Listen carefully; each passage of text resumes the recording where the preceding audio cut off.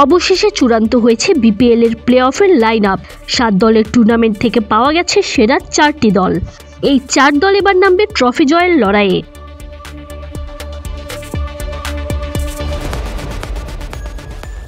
Point টেবিলের একদম শীর্ষ দল ফরচুন বরিশাল সবার আগে নিশ্চিত করেছে কোয়ালিফায়ার। তাদের সম্ভাব্য প্রতিপক্ষ ভাবা হচ্ছিল রংপুর রাইডার্সকে। তবে 8 জয়ে সবার আগে প্লে অফ নিশ্চিত করা রংপুর খেই হারিয়েছে শেষের দিকে এসে। টানা 4 হারের ফলে তৃতীয় স্থান থেকে লিগ পর্বের খেলা শেষ করেছে তারা। অন্যদিকে শেষ দিকে দারুণ প্রত্যাবর্তনে দ্বিতীয় স্থানে উঠে এসেছে চিটাগং কিংস। প্রথম কোয়ালিফায়ারে মুখোমুখি হচ্ছে ফরচুন বরিশাল এবং চিটাগং কিংস।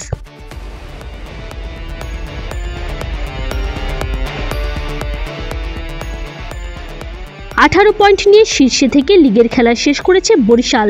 16 পয়েন্ট নিয়ে চিটাগং দ্বিতীয়তে এবং সমান পয়েন্ট নিয়ে রান রেটে পিছিয়ে থাকায় রংপুর রাইডার্স শেষ করেছে তৃতীয় স্থানে থেকে। 12 পয়েন্ট নিয়ে খেলা শেষ করেছে খুলনা টাইগার্স এবং দুর্বার রাজশাহী। নেট রান রেটে এগিয়ে থাকায় প্লে অফের টিকিট কেটেছে খুলনা। চিটাগং এর মতো লিগ পর্বের শেষ দিকে এসে দারুণ ছন্দে ছিল খুলনাও। টানা জয়ে রাজশাহীকে বাড়ি পাঠিয়ে এলিমিনেটরে জায়গা করে নিয়েছে খুলনা টাইগার্স।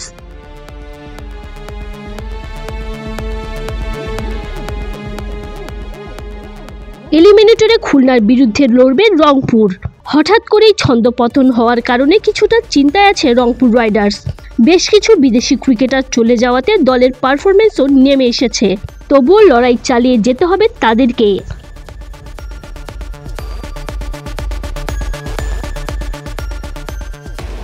আগামী 3 ফেব্রুয়ারি এলিমিনেটরের ম্যাচে মুখোমুখি হবে রংপুর রাইডার্স এবং খুলনা টাইগার্স। মিরপুরে খেলা শুরু হবে দুপুর 1টায়। একই দিনে রাতের ম্যাচে উত্তাপ ছড়াবে প্রথম কোয়ালিফায়ার। মুখোমুখি হবে ফরচুন বরিশাল এবং চিটাগং কিংস।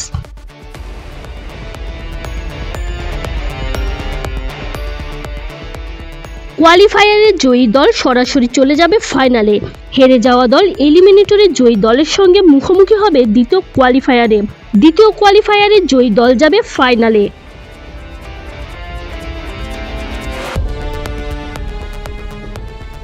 আগামী 7 ফেব্রুয়ারি মাঠে গড়াবে বিপিএল এর এবারের আসরের ফাইনাল ম্যাচ। রংপুরের শেরেবাংলা জাতীয় ক্রিকেট স্টেডিয়ামে খেলা শুরু হবে বাংলাদেশ সময় সন্ধ্যা 7টায়। Tanzim Oishi, BD cric time.